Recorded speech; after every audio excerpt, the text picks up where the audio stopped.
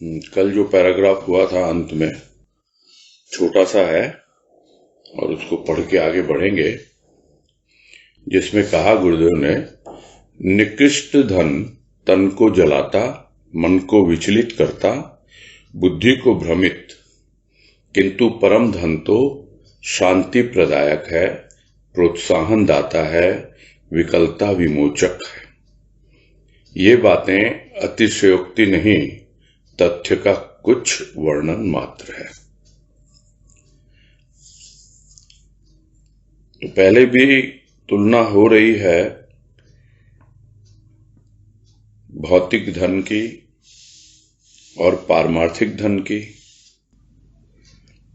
और यहां यही कह रहे हैं कि जो भी भौतिक धन के पीछे लगा रहता है वो नीचे की ओर ही गिरता है, और इसीलिए गुरुदेव ने यहां उसको निकृष्ट धन का नाम दिया कि वो बहुत ही नीचे धरातल का धन है, और उससे किसी भी प्रकार से न तो मानसिक शांति मिलती है और न ही आपकी बुद्धि का भ्रम दूर होता है। हमेशा मन विचलित रहेगा और तन को जलाएगा भोग विलासिता के लिए। मन में हमेशा भोग की चाह बनी रहेगी और तन जो है उस भोग की अग्नि में जलता रहता है। तो इस प्रकार से बिल्कुल भी शांतिपूर्ण जीवन व्यतीत नहीं कर पाता है जो इस भौतिक धन के पीछे अपना जीवन व्यतीत करता है। जबकि परम धन जो है, यानी भक्ति के द्वारा जो धन उसे प्राप्त होता है, वह धन तो शांति देने वाला है। यानी उसकी पहचान ही यही है कि जैसे जैसे वो धन आता है, शांति अपने आप ही आने लगती है। और इतना ही नहीं, और आगे बढ़ने के लिए उसको प्रोत्साहन देता है और आगे बढ़ने के लिए एनकरेजमेंट देता है, और साथ साथ जो भी उसके भीतर व्याकुलता है, परेशानी है, चिंता है, उन सबको दूर करता है। तो यही कह रहे हैं गुरुदेव, अपने अनुभव से कोई अगर बता रहा है, लिख रहा है, तो ये कोई बढ़ा चढ़ा कर नहीं है, बल्कि जो कुछ है उसका भी छोटा सा एक अंश मात्र है। ये थोड़ा सा वर्णन है उस तथ्य का कि भक्ति से हमें क्या क्या मिलता है और जो परम धन प्राप्त होता है उसकी क्या क्या विशेषताएं हैं। आज कह रहे हैं, स्वार्थी व्यक्ति की आंखें कुछ धुंधली होती हैं, संसार के अनेक गुणों को वह देख नहीं पाता। जिन्हें नहीं पाता, देख नहीं पाता, वे वस्तुएं, वे भाव उसके लिए द्वेष तथा ईर्ष्या के कारण बन जाते हैं। उसकी ईर्ष्या भक्त की निंदा का कारण बन जाती है। ईर्ष्या मन की जलन है जो ईर्ष्यालु को जलाती रहती है। भक्ति भक्त को परम शांति देती है, जिसे संसार का धन, विद्या, रूप देने में नितांत असमर्थ हैं। भक्ति करे व्यक्ति और देखे कि भक्ति ने उसका उपकार किया है या अपकार। वस्तु या भाव की निंदा या प्रशंसा निरर्थक है जब तक कि व्यक्ति उसे उचित रूप से करके न देखे। और यही बता रहे हैं कि जो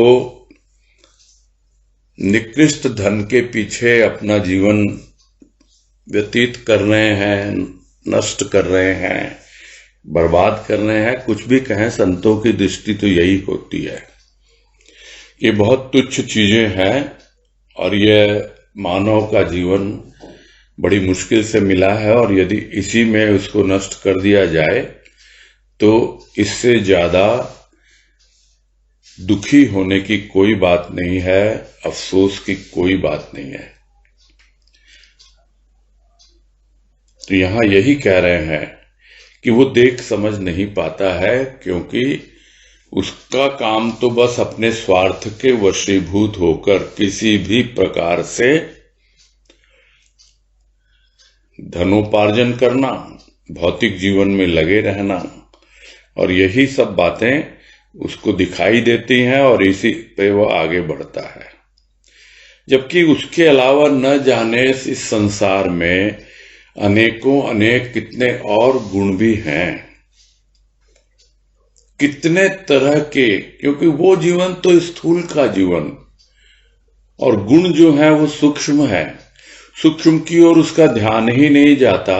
उसको लगता है जो व्यक्ति जितना ज्यादा धनोपार्जन कर रहा है, पैसे कमा रहा है, उसमें उतने ही गुण हैं। उसके गुणों का मापदंड बस यही है कि कौन पैसे वाला है, कितना धनी है, किसका बैंक बैलेंस कितना है, किसके पास और सामाजिक रुतबा है, कितने हाई पोस्ट पे है। तो इन्हीं दृष्टिकोणों से वो देखता है और गुणों का मूल्यांकन करता है। किंतु अनेक गुण हैं वो देख नहीं पाता है, क्योंकि इन सब चीजों के कारण उसकी आंखें जो है वो धुंधली होती हैं, और यदि दूसरे तरह से समझा जाए तो वो दृष्टि ही नहीं है उसके पास गुणों को देखने की।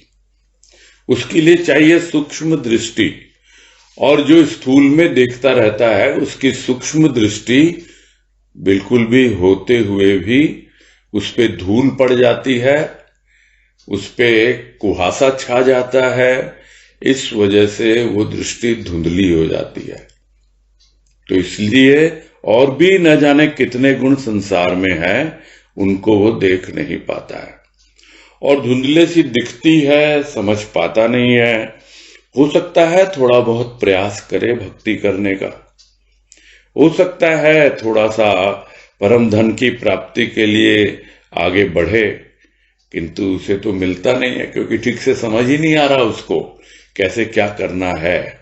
तो वो पाता नहीं उसे, और पाता नहीं यानी उसको उपलब्ध होते नहीं वो सब, और देख नहीं पाता। एक और तो पाता ही नहीं है वो, और दूसरी ओर देख भी नहीं पाता है उन वस्तुओं को, उन भावों को जिसके लिए भक्त उसे प्रेरित करते हैं। भक्त अपना अनुभव बतलाते हैं, संत अपनी वाणी के द्वारा न जाने कितना वर्णन करते हैं इसका, किंतु वो पाने की चेष्टा करता है, कोशिश करता है, किंतु पा नहीं पाता, देख भी नहीं पाता। इसलिए और उसके लिए झुंझलाहट होती है, और वे उसके लिए वस्तुएं और भाव द्वेष और ईर्ष्या का कारण बन जाते हैं। तो स्थूल में जो वस्तुएं वो नहीं पाता, स्थूल में उसके लिए वो ईर्ष्या करने लगता है जिसको मिल जाती है। वैसे ही सूक्ष्म में जो भाव उसके लिए वो प्रयास कर रहा है वो नहीं पाता, तो वो उसके लिए ईर्ष्या और द्वेष का कारण बन जाते हैं। और यही जो ईर्ष्या का भाव है, अब इसे भाव कहा जाए या विकार कहा जाए, जिससे ग्रसित होकर वो भक्तों की निंदा करने लगता है, क्योंकि वो खुद तो पा नहीं पाया, समझ ही नहीं पाया, देख ही नहीं पाया, थोड़ा बहुत प्रयास किया भी तो भी क्या है, जो चीज जिसको मिलती नहीं तो ईर्ष्या करते हुए फिर साथ साथ उसकी बुराई करने में लग जाते हैं लोग। तो वैसे ही है, भक्त की निंदा करने का कारण बन जाती है यह ईर्ष्या। वो समझ नहीं पाता है कि वो उसका मन जो है ईर्ष्या में इतना जल रहा है, क्योंकि ईर्ष्या का तो नेचर ही है, उसकी प्रकृति ही ऐसी है, क्योंकि वो एक ऐसा विकार है कि समझ में नहीं आता। चिंता तो फिर भी दिखलाई दे जाती है, कभी कभी पता लगता है, किंतु ईर्ष्या एक ऐसी जलन है जो बहुत धीरे धीरे अंदर ही अंदर सुलगती रहती है, ठीक से दिखलाई में नहीं आती है, पकड़ में नहीं आती है, ईर्ष्यालु को जलाती रहती है वो, और वो जिस तरह एक मीठा जहर होता है, पता नहीं लगता, वो आपको भीतर से खोखला करता रहता है। वैसे ये ईर्ष्या जो है हमारे मन को खोखला करती रहती है। एकदम जो भी मन की कोमल भावनाएं हैं, जो भी मन में विचार अच्छे आते हैं, ईर्ष्या के वशीभूत होकर वो विचार जो हैं बिल्कुल नष्ट हो जाते हैं। तो ईर्ष्यालु को जलाती रहती है यह ईर्ष्या, जबकि भक्ति क्या करती है? भक्ति भक्त को शांति देती है। तो एक और स्वार्थी व्यक्ति है जो कुछ समझ नहीं पा रहा, देख नहीं पा रहा, और एक और भक्त है जो परम शांति से अपना जीवन व्यतीत कर पा रहा है। और यदि कोई समझे कि यह संसार का धन मैं कमा लूं, और न जाने कितनी सांसारिक विद्या, जिसे गुरुदेव ने कहा कि उदर पोषणी विद्या, पेट भरने के लिए विद्या अर्जित कर रहा है, वो सांसारिक विद्या है, भौतिक विद्या है, आध्यात्मिक विद्या नहीं है। और यह जो धन, संसार का धन यानी भौतिक धन है, यह आध्यात्मिक धन या परम धन नहीं है। तो इसलिए वो परम शांति मिलती नहीं है, क्योंकि वो परम धन नहीं है, वो परम विद्या नहीं है, पराविद्या नहीं है, वो अपरा विद्या है। इस तरह से समझ में आना चाहिए कि भक्त को जब देखता है कि उसके पास शांति कहां से है, क्योंकि उसने इस सांसारिक धन और विद्या को विशेष महत्व नहीं दिया। और जो इसके द्वारा भक्ति करना चाहते हैं, उन्हें शांति मिलना बहुत कठिन है, क्योंकि यह संसार का धन और विद्या उसे भक्त बनाने में या भक्ति की राह में आगे बढ़ने में नितांत असमर्थ होते हैं, बिल्कुल असमर्थ होते हैं। कोई अगर यह समझे कि मैं खूब दान दक्षिणा कर लूंगा, धर्मार्थ के नाम पर ये बना दूं, वो कर दूं, और उससे जो है मैं भक्त हो जाऊंगा, गलतफहमी है। ये तो लोगों को प्रभावित करने के लिए होती है, अपना अहंकार प्रदर्शन है। लोग समझ नहीं पाते हैं और अपने आप को भक्त मान बैठते हैं। यह मान बैठते हैं कि हाँ, मैंने तो बहुत सा काम धर्म के लिए किया है, मैं तो भक्त हूं। अब मंदिर तो लक्ष्मी नारायण जी का है और नाम पड़ गया उसका बिरला मंदिर। तो इस तरह है, एक उदाहरण है समझने के लिए कि लोग बना देते हैं और अपना नाम कमाने के लिए। तो यह बाहरी धन और विद्या, यह उस शांति को लाने में बिल्कुल भी सहायक नहीं होती, बल्कि यहां कह रहे हैं नितांत असमर्थ है, यानी प्योरली इम्पॉसिबल। यह बात समझ में आ जानी चाहिए कि भौतिक धन और विद्या के द्वारा कोई अगर भक्ति करना चाहे और परम शांति को प्राप्त करना चाहे, यह बिल्कुल भी संभव नहीं है। तो करना क्या होगा उसको? भक्ति करके देखे, फिर देखे उसको लाभ मिला है या नहीं मिला है, उस भक्ति ने उसका उपकार किया है, अच्छा किया है कुछ, और या फिर अपकार किया है, कुछ बुरा किया है, देखे। किंतु यदि वो अपनी धुंधली दृष्टि से ही देखेगा तो यही समझेगा क्या मिला मुझे भक्ति करके। यही समस्या है, वो समस्या है। उसकी दृष्टि फिर भी धुंधली ही बनी रहेगी कि और बच्चों की ओर ध्यान और नहीं दे पा रहा हूं, और अपना काम धंधा भी बड़ा ढीला पड़ गया है, अपना ये भी हो गया, और हो या ना हो, लोग उसको बोल बोल के इस तरह परेशान कर देते हैं। तो क्या समझ में आए? करे और देखे तो उससे यही समझ में आएगा कि अभी धैर्य नहीं है, अभी भक्ति को समझा नहीं है, उसने सही ढंग से भक्ति करना आया नहीं है। तो भक्ति करे और देखे कि उससे उसको लाभ मिला या नहीं मिला। और आप भक्त की निंदा कर रहे हो, भक्ति करके देखो फिर उसकी निंदा करो तो समझ में आए।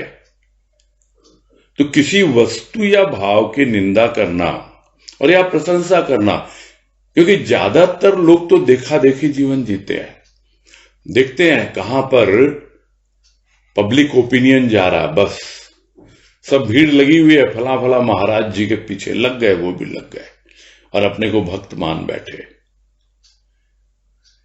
और उसके अनुसार सुन सुन के उनकी प्रशंसा भी करने लग गए।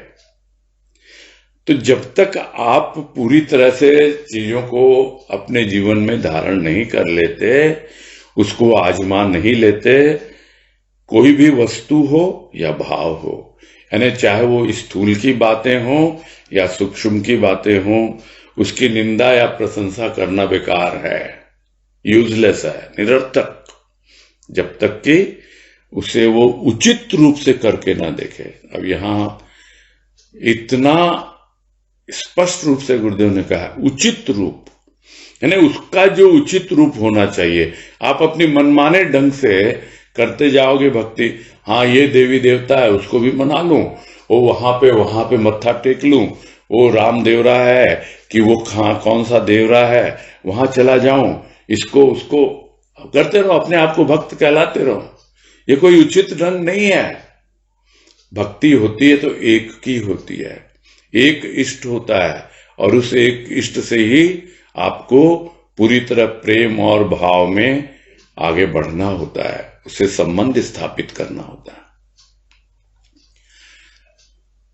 तो उचित ढंग से करना है, तब मालूम पड़ेगा कि उपकार किया है अपकार, तब मालूम पड़ेगा कि हाँ यह भक्ति जो है वो खाली ऐसे ही बोल रहे हैं लोग कि हाँ बहुत अच्छी है, प्रशंसा कर रहे हैं, और यहाँ हम, अरे भाई तुमने आजमाया नहीं, तुम अभी दुनियादारी में लिपटे हुए हो, क्या हो, और उसकी निंदा कर रहे हो, करके देखो। वैसे ही है, तो ये करना उचित नहीं है कि आप किसी की भी निंदा करें या प्रशंसा करें खाली बस लोगों की सुन सुन के, ये उचित नहीं, यही समझा रहे हैं गुरुदेव। आगे कह रहे हैं भक्ति करे, यह कहना भी शोभनीय इस दृष्टि से नहीं कि कहने वाला क्यों कहता है कि भक्ति कर। करने वाले ने कुछ पाया है और कुछ पाना ही उससे कहलवाता है कि भक्ति कर। किंतु किसी के कथन को सुनकर यदि कोई भक्ति करता है तो कर्तव्य की संज्ञा में भक्ति आती है। कर्तव्य यदि अंतः प्रेरणा से आता है तो प्रशंसनीय, अन्यथा कर्तव्य कर्तव्य है, प्रेम श्रद्धा का भाव नगण्य सा हो जाता है। और उस बात को और अच्छे से स्पष्ट कर दे रहे हैं यहां गुरुदेव कि कोई अगर ये कहे भक्ति करके देखो तो वो भी शोभनीय नहीं है, शोभा नहीं देता बोलने वाले को। तो किस दृष्टि से शोभा नहीं देता? अगर कुछ किया हो तब बोले तो ठीक है, किंतु करने वाले ने कुछ किया ही नहीं और अपना बोलता रहे भक्ति कर। तो अभी अगर कोई कह रहा है कि भक्ति कर, वो इसलिए कह रहा है कि करने वाले ने कुछ पाया है, यानी भक्ति करके उसको कुछ मिला है, उसके जीवन में परिवर्तन हुआ है, उसे एक नव जीवन की अनुभूति हुई है, इसीलिए वो कह रहा है। और कुछ पाया है, इसीलिए पाया है, वो पाना ही उससे कहलवाता है कि देखें ये दुनिया क्यों वंचित है, इससे क्यों नहीं समझ पाती है। तो संत महापुरुष बड़े विचलित हो जाते हैं, भीतर ही भीतर दुखी होते हैं कि ये क्या दुनिया है। नानक बोलते हैं दुखिया सब संसार, तो दुखिया क्यों है ये संसार? क्योंकि ये भक्ति से दूर है। तो भक्ति करेगा तो अपने आप ही दुख दूर होगा। तो दूसरों को दुखी देखकर यही उनको सजेशन देते हैं संत महापुरुष यही सलाह मशवरा कहें या कहें कि कर, भक्ति कर भाई, प्रभु का नाम जपा कर, सुमिरन किया कर, भक्ति किया कर। ये सब बातें बहुत कॉमनली सुनने को आती हैं, क्योंकि उसने किया है, उसको करके कुछ पाया है। किंतु उसकी बात सुन करके या उसको आप एक तरह से क्या कहें, ऑब्लाइज करने के लिए, या कहें कि हाँ भाई ठीक है, कह रहे हैं तो चलो हम कर लेते हैं, ये हमारे रिस्पेक्टेबल है, हाँ ठीक है, मेरी सास बोलती है सत्संग में जाया कर तो चलो हम चले जाते हैं, मेरी माँ बोलती है सत्संग में जाया कर, चले जाते हैं। तो उससे क्या होगा? क्या वो भक्ति कहलाएगी? वो तो एक तरह का कर्तव्य है भाई, किसी बड़े ने कहा और हम उसकी बात रखने के लिए वो कर्तव्य का अपना पालन कर रहे हैं। तो यही कह रहे हैं, कथन को सुनकर यदि कोई भक्ति करता है तो वो तो कर्तव्य की संज्ञा में आ जाते हैं। तो भक्ति हो सकती है, किंतु उस भक्ति के अंदर में प्रेम और श्रद्धा का भाव नहीं होता है, नहीं के बराबर होता है। और वो कर्तव्य आप जो कर रहे हो, जो आपके लिए करने योग्य है, अगर भीतर से आया है, भीतर से प्रेरणा आई, अपनी सास को, अपनी माँ को या और किसी को देखकर कि हाँ भाई करना चाहिए मुझे, देखो भक्ति कर रहे हैं, कितना परिवर्तन आया है इनके जीवन में। और ऊपरी परिवर्तन उतना नहीं आता है, भीतरी परिवर्तन वो तभी पता लगेगा जब बैठ के 10 मिनट 15 मिनट उनके साथ वार्तालाप करें। ऊपर ऊपर देखने से वो भी वैसे ही रह रहे हैं घर में, जैसे ही सास रह रही है वैसे बहू रह रही है, तो उसको देख के कोई समझ नहीं पाता। और बहू के पास यदि इतना समय है कि वो उनसे बात करके समझ पाए, वो लोग तो आजकल की जनरेशन तो यही समझती है, ये बहुत ज्यादा ऑर्थोडॉक्स हैं, ये अपने पुराने ख्यालों में ही चलते हैं, आजकल इन सब बात की कोई वो नहीं है वैल्यू, अभी तो पैसा कमाना है, मेन यही चीज है दुनिया में। तो करते रहो जिंदगी भर, कब कब होश आएगा, नहीं आता जल्दी से, समझ नहीं आती बातें। और सास यदि बोले बहू को, अब वो तो आपस में कितनी उनकी समझ है, और ज्यादातर सास यही देख लेती है कि इसको यदि मैं कहूं कुछ भक्ति के बारे में, सत्संग के बारे में, तो ये तो नाक भौंसी कोड़ती है, तो क्यों अपना रिलेशनशिप खराब किया जाए उससे। वो कुछ नहीं बोलती उसको। कुछ लोग मान लेते हैं कर्तव्य समझ के, चलो बोल रही है तो कर लेते हैं, किंतु यदि भीतर से नहीं आई बात, भीतर से प्रेरणा नहीं आई, तो फिर वो कोई मतलब की नहीं है। तो यही गुरुदेव कह रहे हैं यहाँ कि अगर अंत प्रेरणा से आती है ये सब बातें, तब तो प्रशंसनीय है, और नहीं तो फिर कर्तव्य कर्तव्य ही है। जैसे और काम हम कर्तव्य समझ के कर रहे हैं, वैसे ही भक्ति भी कर्तव्य समझ के करते हैं, और प्रेम और श्रद्धा जो है वो नहीं के बराबर ही होता है, नगण्य सा ही होता है उसमें। आगे कह रहे हैं, विवेचन जटिल नहीं, कर्तव्य और प्रेम दो भिन्न भाव हैं। प्रेम शिवत्व और जीवत्व को एकाकार करता है, और कर्तव्य तो उचित अनुचित की ओर संकेत। कर्तव्य नीति संगत, प्रेम हृदय का उल्लास। नीति सहायक है जागतिक कार्यों की, उल्लास में नीति अनीति का स्थान कहां। नीति वाला सोचता है, समझता है, लाभ हानि का निर्णय करता है, किंतु प्रेमी का सोचना समझना कैसा, वह तो अंधा हो जाता है अपने इष्ट के प्रेम में। सोच समझकर कहीं प्यार किया जाता है, प्यार किया नहीं जाता, हो जाता है। विशेषता प्यार की यह है कि जब होता है तो जाता नहीं, जाते हैं प्राण, वे भी प्रिय मिलन के लिए। शरीर नाशवान शरीर को छोड़ चला प्राण, शरीर नश्वर, प्रेम अविनाशी प्रिय के लिए, देह कार्य के लिए। ये कार्य भी प्रिय के लिए। यही तो भक्ति का मर्म है, जहां कर्म प्रधान नहीं प्रेम प्रधान। और इस पैराग्राफ में बहुत ही स्पष्ट रूप से गुरुदेव ने समझा दिया कि प्रेम क्या होता है और कर्तव्य क्या होता है। इसलिए शुरू में ही कहा कि यदि आप इसका विवेचन करना चाहें, यदि इसको समझना चाहें, तो यह कोई कठिन कार्य नहीं है, कोई जटिल नहीं है, बहुत इजी है समझना कि एक और कर्तव्य है और दूसरी ओर प्रेम है।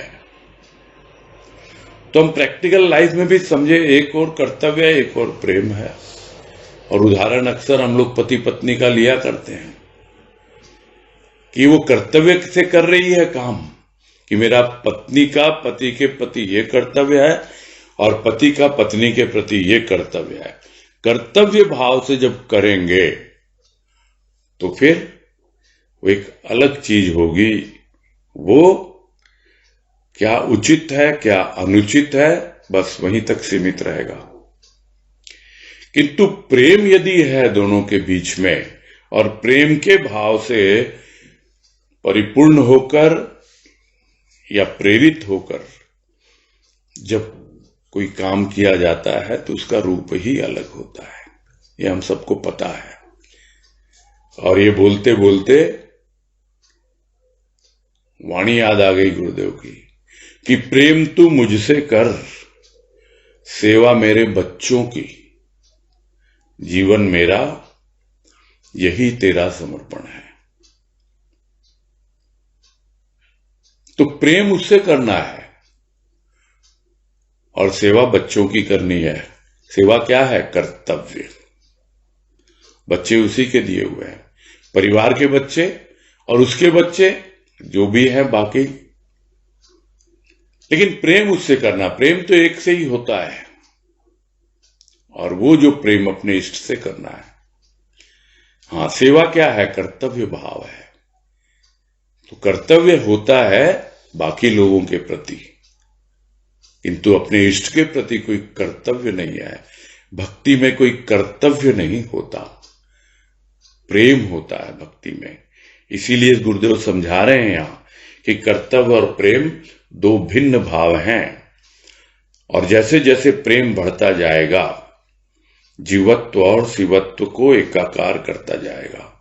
जो पहले भी बात आई कि एक और भक्त है, एक और भगवान है, और उन दोनों के बीच में सूत्र है प्रेम का, यानी वो धागा है। जैसे जैसे प्रेम बढ़ता जाता है, यानी धागे की लंबाई कम होती चली जाती है, दोनों एक दूसरे के करीब जाते जाते हैं। और यहां पर क्या है? भगवान है, यानी शिवत्व भाव है वो, और स्वयं भक्त है, वो प्रारंभ में जीव भाव में रहता है। जैसे जैसे प्रेम बढ़ता है तो जीवत्व और शिवत्व को एकाकार करता है, और यह अनुभूति मिलती है भक्त को निराकार की भक्ति में। साकार की भक्ति अपनी जगह है, उसमें गुण है प्रेम का और भाव का, किंतु जब निराकार की ओर बढ़ता है तो वही प्रेम और भाव उसे शिवत्व और जीवत्व की एकीकृत भावना का अनुभव करवाता है। अन्यथा कर्तव्य तो पता ही है क्या है, क्या उचित है क्या अनुचित है, इसकी ओर संकेत करता है कर्तव्य। क्यों? क्योंकि कर्तव्य नीति संगत है, यानी नीति ये करो या ना करो। बहुत कुछ है नीति में, बहुत सारी चीजें आती हैं। हाँ, नीति अपनाने से, कर्तव्य का पालन करने से भौतिक जीवन बहुत सुगम हो जाता है, इसमें कोई संदेह नहीं है। और जबकि आप प्रेम को अपनाएंगे तो फिर भौतिक जीवन तो क्या होगा नहीं होगा उस ओर ध्यान जाता ही नहीं है। यही सब बातें आगे बता रहे हैं गुरुदेव कि कर्तव्य तो नीति संगत है, किंतु प्रेम क्या है? वो तो हृदय का उल्लास है। यानी आपको सही गलत उचित अनुचित की सोच आती ही नहीं है। आपका हृदय प्रेम से भरा हुआ है, उल्लसित हो रहा है, आनंदित हो रहा है, और आप प्रभु की भक्ति किए जा रहे हो। फिर कह रहे हैं कि नीति सहायक है जागतिक कार्यों की। समझ में आ गया ना?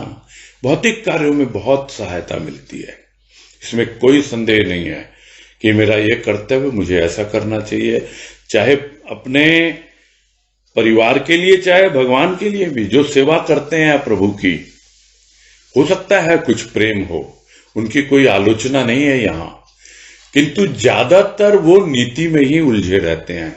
अपना कर्तव्य पालन करना है कि हमको ये सेवा दे रखी है, हम ये सेवा कर रहे हैं, अपना कर्तव्य निभा रहे हैं। हो सकता है कुछ प्रेम भी हो, वो वैसे ही होता है जैसे प्रारंभ में प्रेम होगा, तभी तो सेवा मिली ना। और इसके ऊपर बहुत विस्तार से एक बार बॉम्बे में चर्चा हुई थी, प्रेम और सेवा में क्या अंतर होता है। और ये गुरुदेव यहां संक्षेप में यही बता रहे हैं कि जागतिक कार्यों के लिए बहुत आवश्यक होती है नीति, सहायता भी मिलती है, किंतु जब हृदय का उल्लास होता है वहां फिर सोचता नहीं है कोई नीति अनीति कर्तव्य, ये सब बातें नहीं होती है। नीति वाला सोचता है मैं ये कर रहा हूं तो आखिर मुझे क्या लाभ होगा, क्या मिलेगा। तो यदि भक्ति भी कर्तव्य समझ के कर रहा है, सेवा समझ के कर रहा है, और उस सेवा क्या है, लाभ हानि क्या है। और इसके ऊपर एक बार प्रवचन भी गुरुदेव की कृपा से किया गया था कोटा के वार्षिकोत्सव पर, कि सुनते हम सेवा करे सो मेवा पावे, उसमें कोई संदेह नहीं है। बिल्कुल सेवा करो प्रभु की, अपना कर्तव्य पालन करो, बदले में जरूर मिलेगा। और देखते हैं हम सब, क्योंकि यह जो है ये जागतिक कार्यों तक होता है सीमित। तो जागतिक जीवन यानी दुनियादारी का भौतिक जीवन, उसमें बहुत लाभ मिलता है सेवा करने से, तो मेवा तो मिलता ही है। किंतु जो प्रेम करे उसको दोनों चीजें मिलती हैं। उसको मेवा तो बाद में मिले न मिले उसकी ओर ध्यान नहीं है उसका, उसको प्रेम के बदले में प्रेम मिलता है। तो जो प्रेम करता है प्रभु से उसको प्रेम मिलता है, और मेवा भी अपने आप ही साथ में आता है, किंतु वो उस पर ध्यान नहीं देता है। नीति वाला सोचता है कि मैं करूंगा तो मुझे क्या मिलेगा, वो लाभ हानि का निर्णय करता है। प्रेमी वो सोचता नहीं है कुछ, वो तो प्रेम में अंधा है, कुछ सोचना समझना ही नहीं। ये अंधा का मतलब आंखों से तो दिखती है चीजें, भौतिक चीजें समझ में आती हैं सब, किंतु अपने इष्ट के प्रेम में वो उसके अलावा उसे कुछ भी विचार नहीं आता, वो कुछ भी सोचता नहीं समझता नहीं। अब हो गया प्यार तो हो गया अपने प्रभु से। इसलिए गुरुदेव कह रहे हैं क्या कोई सोच समझ के प्यार किया जाता है क्या? ठीक है, सुना, किसी से सुना, भक्ति करना चाहिए, हाँ भीतर से प्रेरणा आ गई और किया और इतना प्रेम उमड़ने लग गया अपने आप, तब पता लगता है कि हाँ भाई सोच समझ के प्यार नहीं किया था। इसीलिए अक्सर कहा जाता है कि हम तो भाई प्रेम में पड़ गए, बिल्कुल पड़ गए भाई, उलझे नहीं है, पड़ गए। प्रारंभ तो चरणों से ही होता है, चरणों में पड़ गए हम तो। इतना प्रेम इतना अनुराग उन चरणों के प्रति आने लगता है कि बस अब तो इन चरणों को ही अपने चित्त में धारण कर लूं। ये एक भजन भी है, हम लोग गाया करते हैं कि चित्त पर अंकित चरण गुरा के रज मेरा सिंदूर। अब वो जो चरण रज होती है वो सिंदूर बन जाती है। तो यह तो प्रेम है ही ऐसा, सोच समझकर नहीं किया जाता है, और जब हो जाता है तो फिर जाता नहीं है, ये भी स्वाभाविक है। तो यही तो विशेषता है प्यार की कि जब हो जाता है तो जाता नहीं है, और पूरा जीवन उसी में व्यतीत हो जाता है। और जब अंतिम समय आता है तो जाते हैं प्राण। लेकिन वो प्राण भी कहाँ जाते हैं? वो प्राणपति, वो जो प्रिय है उसका, वही तो उसका पति है। उसी ने तो आजीवन उसकी पत रखी है, उसकी इज्जत रखी है। नहीं तो दुनिया वाले तो उसे नोच के खा जाते, पता नहीं क्या क्या करते, किंतु उसने तो बस एकमात्र अपने प्रभु की परवाह की, उससे प्यार किया और प्राणों में बसा लिया उसके प्यार को। अब कौन रह गया? बस ये प्राण रह गए। सब कुछ यहीं छूट जाता है और चले जाते हैं प्राण, और वो समा जाते हैं महाप्राण में, जहां उसका प्रिय है। तो शरीर तो नाशवान है, तो शरीर को छोड़ चला ये प्राण। तो ये शरीर तो नश्वर है, किंतु प्रेम अविनाशी है। तो उन प्राणों के साथ वो प्रेम जुड़ा रहता है। जो बात थोड़ी देर पहले हुई कि अब जीव न रहा, वो बंधा हुआ था शरीर में, इस देह में, इसलिए जीव भाव थोड़ा सा था। अब तो चल पड़ा वो, अब तो जीवत्व और शिवत्व दोनों एकाकार हो रहे हैं। अब तो दोनों के प्राण समा रहे हैं। कौन से भजन की एक लाइन याद आ रही है? अपने ही भजन की, अंतिम क्षण तक क्या है? नहीं, प्राण में प्राण समाये, सच्चे प्रेम का यही सिला, सच्चे प्यार का यही सिला। तो यह सच्चे प्यार का यही सिला है। सिला यानी यही उसका प्रतिफल है, यही उसका अंत है। लेकिन उसके लिए सिलसिला बना रहना चाहिए, प्रेम हमेशा बरकरार रहना चाहिए। भले ही वो हमें करार दे या बेचैनी दे, जैसे भी दे, उस प्रेम को पकड़ के ही रखना होता है। जाएगा नहीं वो कहीं।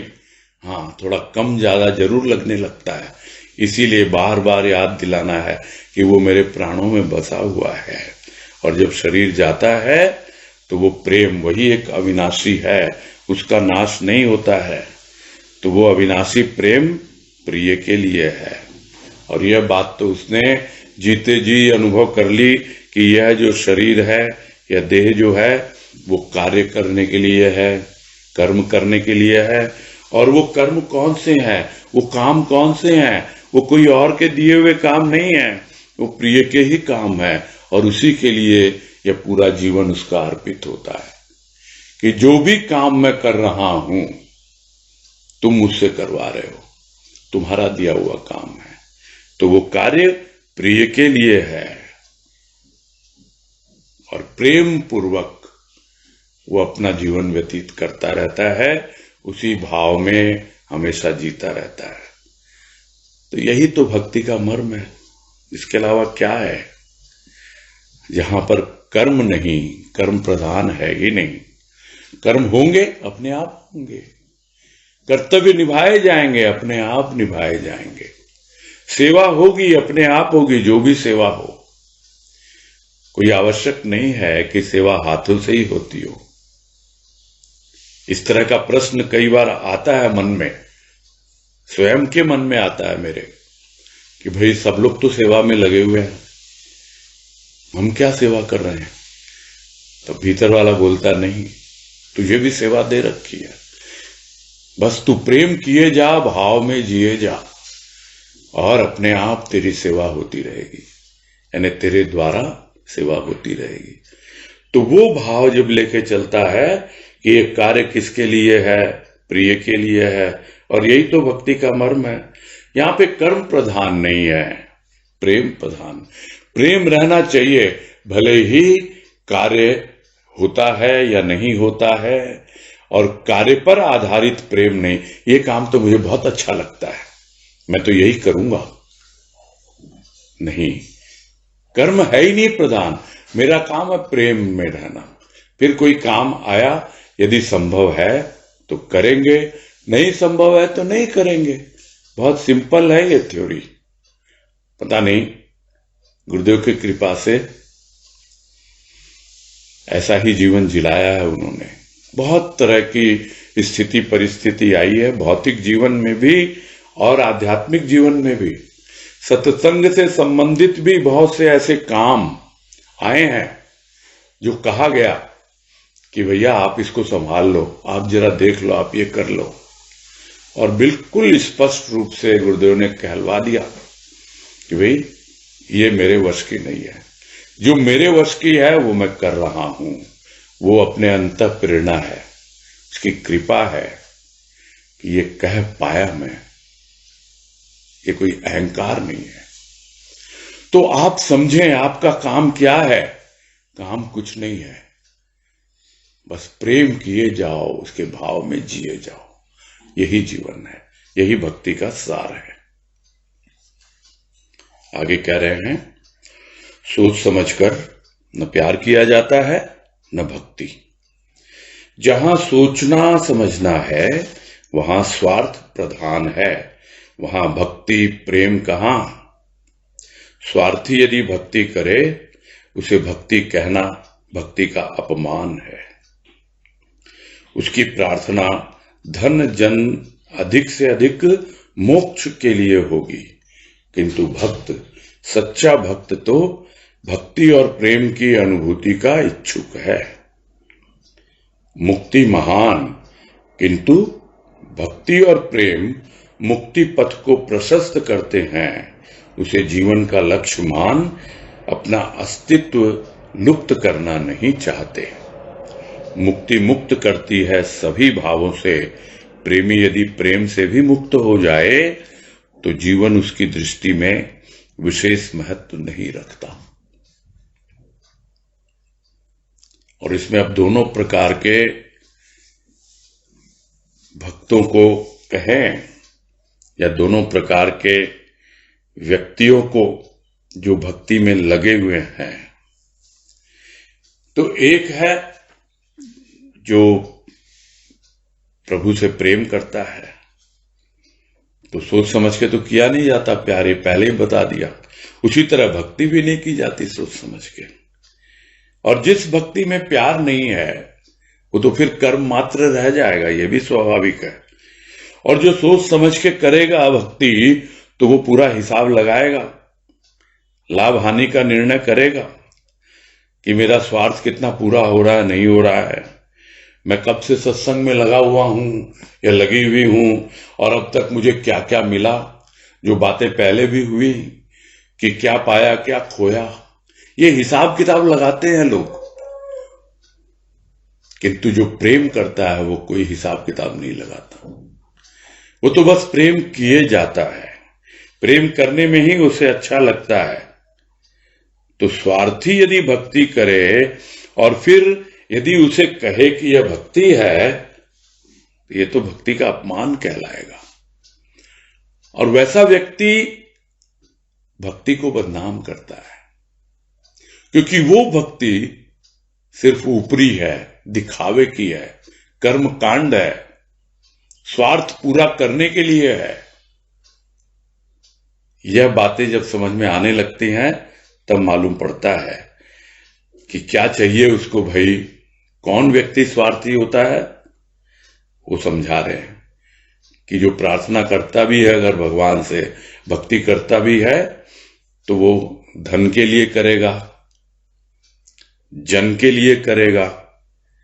और बहुत से लोग तो और हाई फाई सोचने लगते हैं और ऊंचा, तो बोलेगा भाई मुझे तो मोक्ष दे दो, मुक्ति चाहिए उसको।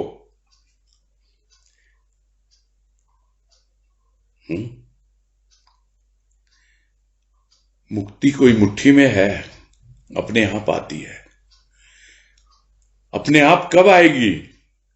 जब आप प्रेम पूर्वक भाव पूर्वक पूरा जीवन व्यतीत करेंगे अपना, तो जीते जी ही आपको मुक्ति का अनुभव मिल जाता है। मांगना नहीं पड़ता, अपने आप आती है। जब प्रभु का प्रेम और प्रभु का भाव भीतर पूरी तरह ओतप्रोत हो जाता है। तो जो स्वार्थी है वो तो धन जन के लिए करेंगे, ये दुनियादारी वाले हैं, और कुछ जो थोड़े समझदार हैं वो मोक्ष के लिए प्रार्थना करेंगे। किंतु सच्चा भक्त क्या करता है? वो तो प्रेम की अनुभूति ही चाहता है, वो तो भाव में ही जीना चाहता है। आप लोग सोच रहे होंगे भाव को बार बार क्यों ला रहे हैं बीच में? इसलिए ला रहे हैं क्योंकि प्रेम भी एक प्रकार का भाव है। यह बात स्पष्ट रूप से हमको समझ लेनी चाहिए। उस भाव में सिर्फ प्रेम ही प्रेम होगा, तब तो फिर भाव बोलने की आवश्यकता ही नहीं होती। भाव बोलते ही प्रेम हो जाता और प्रेम बोलते ही भाव हो जाता। भाव में सब चीजें समाहित हो जाती हैं। हां, भक्ति जब कर रहा है तो उसमें प्रेम प्रधान होता है। उस भाव में जब भावपूर्ण ढंग से भक्ति करता है तो प्रेम प्रधान होता है उसके अंदर। इसलिए प्रेम के साथ भाव की बातें समझना आवश्यक हो जाती हैं। तो वो प्रेम और भाव का ही इच्छुक होता है, मुक्ति का नहीं। उसे पता है मुक्ति महान है, और उसे यह भी पता लग जाता है कि यह भक्ति जो है और यह जो प्रेम है, यह मुक्ति के पथ को प्रशस्त करते हैं। मैं भक्ति करता जाऊं, प्रभु से प्रेम करता जाऊं, उसके भाव को जीता जाऊं, अपने आप ही मुक्ति की ओर मैं बढ़ता चला जाऊंगा। उसमें कुछ सोचना ही नहीं चाहिए प्राणी को। बिल्कुल स्पष्ट है यहां पर, मुक्ति महान है, किंतु उसके पीछे भागना नहीं है। यदि जिसके पीछे भागोगे वो तुमसे और दूर चला जाएगा। आप तो टिको, जो मिला है उसको पकड़ के रखो। जो उसका प्रेम और भाव मिला है उसको व्यर्थ न गवाओ, उसको भक्ति में लगाओ और परम धन की पूंजी बढ़ाओ, तो मुक्ति तो फिर अपने आप मुट्ठी में आ जाती है। कोई संदेह है ही नहीं उसमें। तो वो पता है भक्त को कि प्रेम और भक्ति मुक्ति के पथ को प्रशस्त करते हैं। मुक्ति भी महान है, किंतु उसे तो जीवन का लक्ष्य नहीं मान रहा है वो। अगर मान भी ले तो उसका अस्तित्व तो लुप्त हो जाएगा। जो रामकृष्ण परमहंस कहा करते थे कि भाई मैं तो चींटा बन के चीनी का स्वाद लेना चाहता हूं। तो भक्त तो यही चाहता है, वो प्रेम का स्वाद लेना चाहता है। वो अपना अस्तित्व लुप्त नहीं करना चाहता, वो पूरी तरह से उसमें समा जाना नहीं चाहता।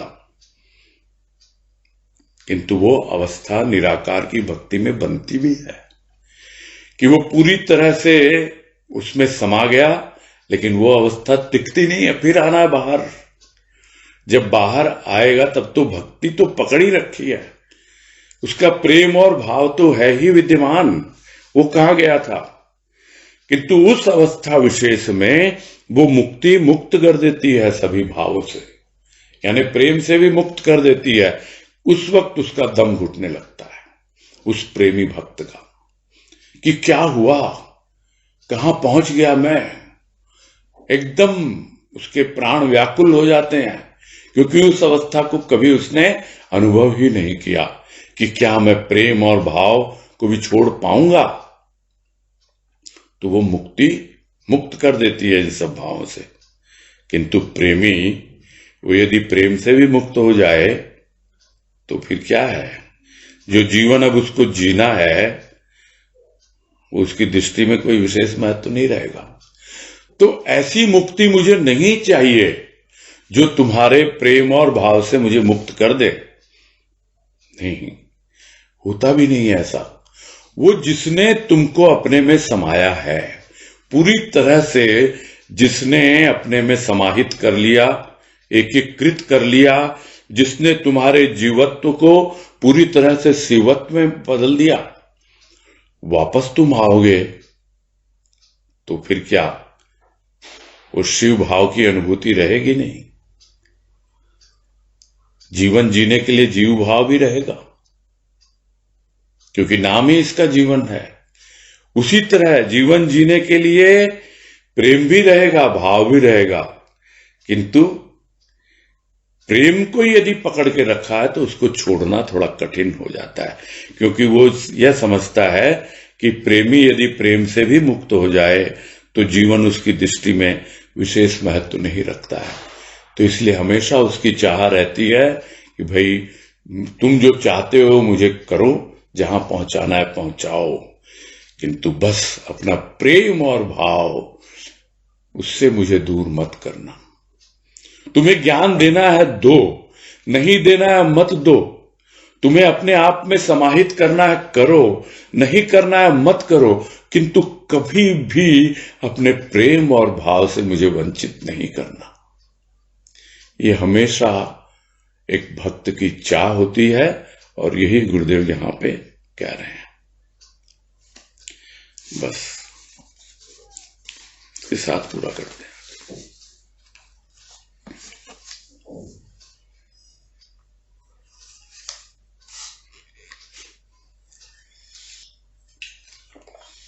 सुनीता चौधरी तो आई नहीं।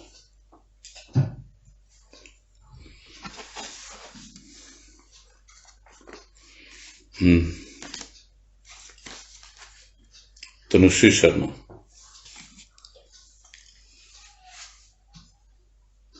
प्रणाम भैया। हाँ नमस्कार, बोलो। ये जो बात आई थी कि प्रेम तो मुझसे कर और सेवा मेरे बच्चों की, गुरुदेव की वाणी है ये। तो उसमें जैसे कर्तव्य में भी तो हम बहुत बार समझ नहीं पाते कि हमारा क्या कर्तव्य है। तो कर्तव्य भी वही है जो वो हम से करवा रहे, है ना। उसमें कर्तव्य जो है बोध आता है आपको, उचित अनुचित का आपको निर्णय लेना होता है, और वो बुद्धि के द्वारा होगा। अन्यथा आप आंख मीच करके समझ लो यही मेरा कर्तव्य है। काम सामने दिया है, सेवा उसने दी है, ठीक है, लेकिन किस तरह से हमको करनी है उसको, वो तो आपको बुद्धि लगानी पड़ती है ना उसमें। मतलब भक्त अपनी बुद्धि का भी प्रयोग बिल्कुल, करता है। आपको अगर कर्तव्य करने हैं तो उचित अनुचित का निर्णय तो लेना ही पड़ता है। अच्छा। और यदि प्रेम करना है तो किए जाओ, उसमें सोचना क्या है।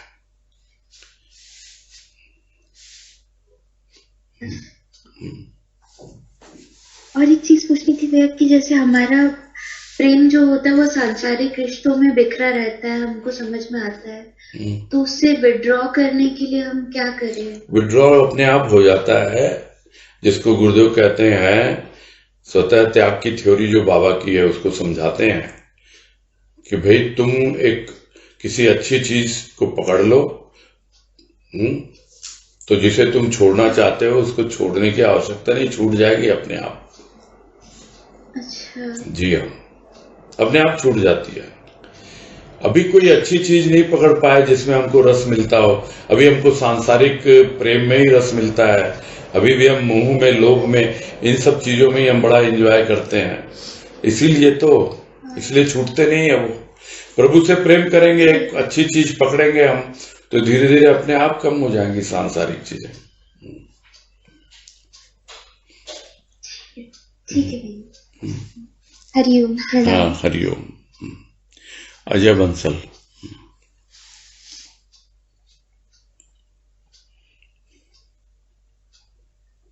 प्रणाम भैया। हाँ नमस्कार। लास्ट में अगर कर्तव्य में प्रेम आ जाए तो सोने पे सुहागा हो जाए, नहीं? अब क्या बोले उसको, इंड्यूस कहां से हो रहा है, बात वो आई। जो एक बात एग्जाम्पल पति पत्नी के रिलेशन में आया था अभी, तो उसमें कौन इंड्यूस कर रहा है, यानी कहां से वो चीज शुरू हो रही है, उसका ओरिजिन प्रेम है या उसका ओरिजिन सेवा है? सेवा भाव अगर सोच के करेगा कोई तो प्रेम गौण हो जाएगा, और प्रेम सोच के करेगा तो सेवा भाव गौण हो जाएगा। प्रमुख जो चीज है वो प्रेम ही है। तो आप अगर ये पूछते कि प्रेम में यदि थोड़ी सी सेवा आ जाए तो सोने में सुहागा हो जाए, ये बात तो सही है, लेकिन सेवा में प्रेम आ जाए तो ये थोड़ा मुझे कम समझ में आता है। प्रेम पहले आवश्यक है, सेवा होती रहेगी, होती है, अपने आप होती है। तो सेवा में मतलब प्रेम में कर्तव्य आ जाए तो अच्छी बात है। कर्तव्य में प्रेम आए तो कितना ठीक है, लोग बोलेंगे कि मैं अपने काम को बहुत प्यार करता हूं, जो काम मैं कर रहा हूं। तो काम को आप प्यार करने लगे तो प्रभु को कहां प्यार किया आपने? उसका दिया हुआ काम है, ठीक है, उसको बोझ नहीं समझ रहे हैं, इन्वॉल्व होके कर रहे हैं, वो सब ठीक है, कर्तव्य समझ के कर रहे हैं, किंतु प्रेम तो प्रभु से ही करना है।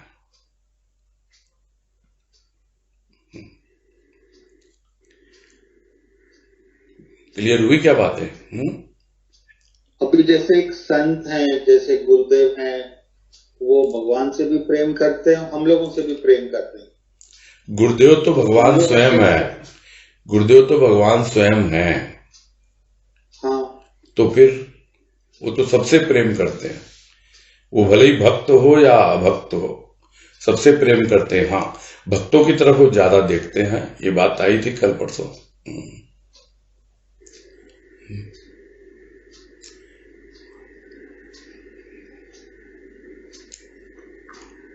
हाँ बोलिए।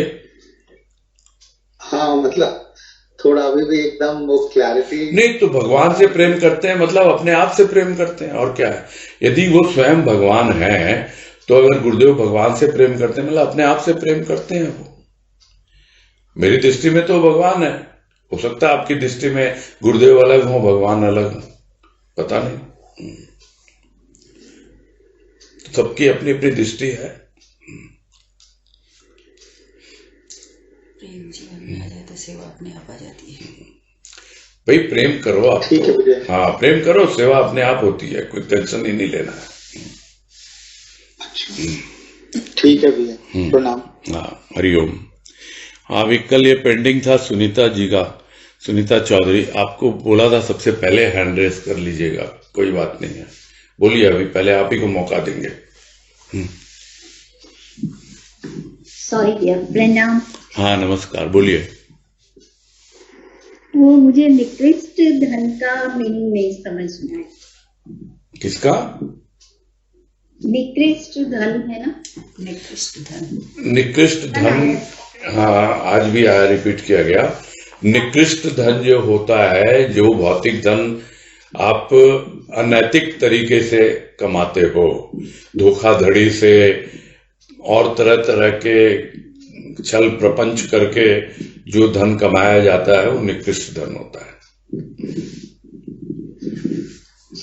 एक और पूछना था भैया। हाँ जैसे कल आपने बोला था दीन को भी अहंकार होता है, हाँ, तो उनको कैसे अहंकार हो जाता है? वो मैं कुछ नहीं, उसी का अहंकार होता है। बड़ा मुश्किल है उसको समझना, वो बड़ा मुश्किल है समझना, क्योंकि वो उसी को अहंकारी क्या करता है, वो अपना एक अहंकार का चोला ओढ़ के रखता है, मैं बहुत पैसे वाला, बहुत पैसे वाला, वो उसका चोला ओढ़ रखा उसने। उसी तरह मैं बहुत दीनहीन, बहुत दीनहीन, उसका चोला ओढ़ लिया उसने, वो भी अहंकार का ही रूप है। समझ में नहीं आती बातें जल्दी से। क्या मैंने आपको पहचाना है, जहां तक सुनीता चौधरी बॉम्बे की है ना? हाँ भैया। हाँ, वो सरोज जी की सिस्टर। हाँ भैया। हाँ ठीक है, ठीक है, चलो अच्छी बात है। ठीक है भैया, हाँ प्रणाम भैया। हाँ, हरिओम हरिओम। हरि। अलका पोद्दार। प्रणाम भैया। हरिओम। हाँ हरिओम, बोलिए। हाँ भैया, जो ये पैराग्राफ शुरू हो रहा है भक्ति करे, यह कहना भी शोभनीय है। इस पैराग्राफ में आया भैया कि भक्ति कर किंतु किसी के कथन को सुनकर यदि कोई भक्ति करता है तो कर्तव्य की संज्ञा में भक्ति आ जाती है। तो भैया मुझे इसमें कर्तव्य की संज्ञा में भक्ति आ जाती है, ये नहीं समझ आया। उन्हें उसको कर्तव्य का नाम दिया जाएगा। संज्ञा मतलब नाम। अच्छा, कर्तव्य की संज्ञा में आ जाता है मतलब उसको कर्तव्य का नाम दिया जाएगा। अच्छा, ठीक है। अच्छा, किसी की हाँ अब समझ आ गया भैया। हाँ, थैंक यू। कोई बात नहीं है। नेक्स्ट राशि अग्रवाल।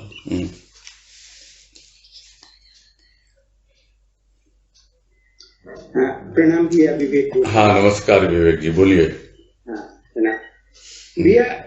बात बताएं, जैसे हमारा जहाँ जन्म होता है, जिस काल में, जिस स्थान पे, परिवार में, देश में, वहां से कुछ कर्म हमारे साथ में स्वतः निर्धारित हो जाते हैं।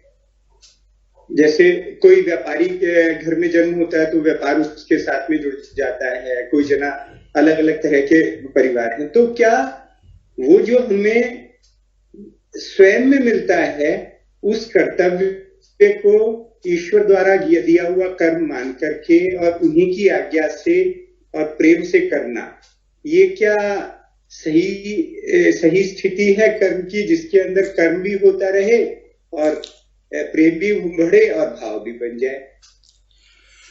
नहीं, वो तो स्वाभाविक है। देखिए आपके हाथ में तो है नहीं ना कहाँ जन्म लोगे। वो तो ईश्वर ने ही आपको वहां जन्म दिया है उस परिवार में। भाई आपके माता पिता कौन होंगे वो आपको थोड़ा ही पता था, है ना। इसीलिए कहा जाता है ना, you can not choose your parents but you can choose your friends.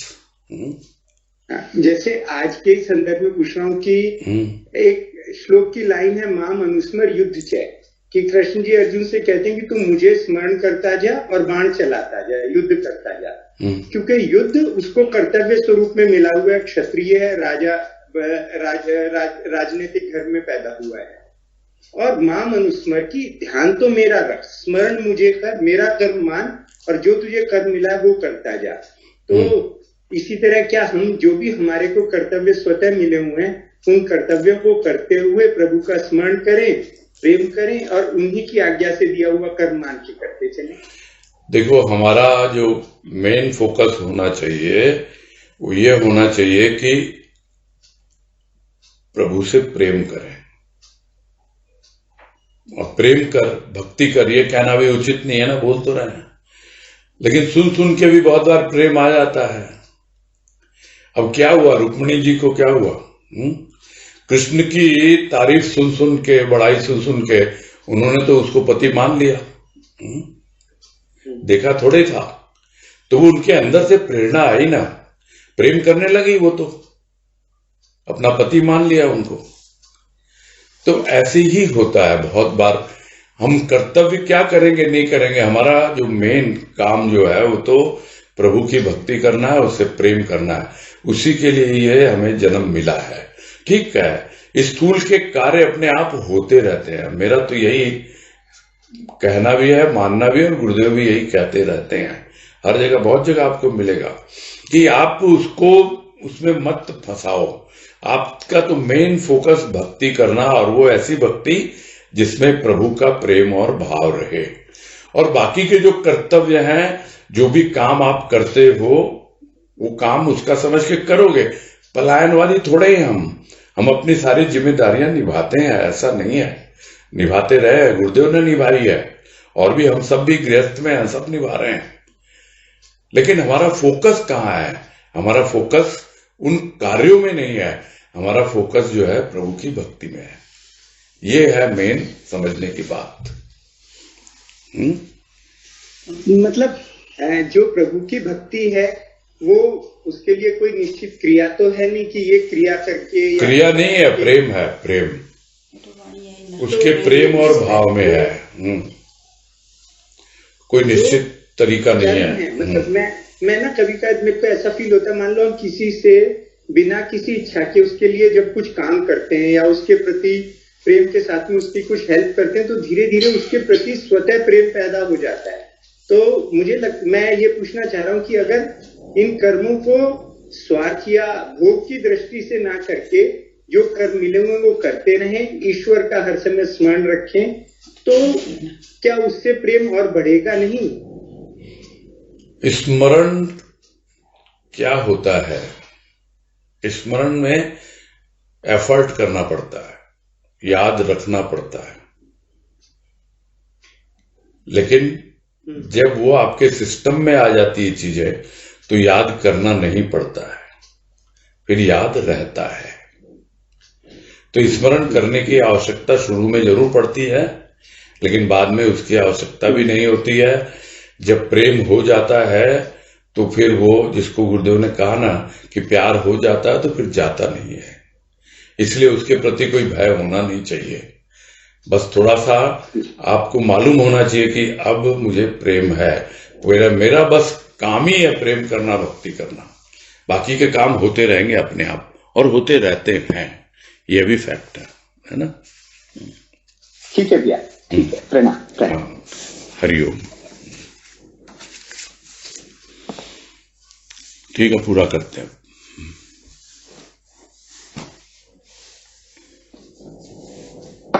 ठीक है, हरिओम भैया जी, हरिओम सबको। हाँ, हरिओम। हाँ, सबको हरिओम। हरिओम हरिओम सबको हरिओम। हरिओम सबको हरिओम।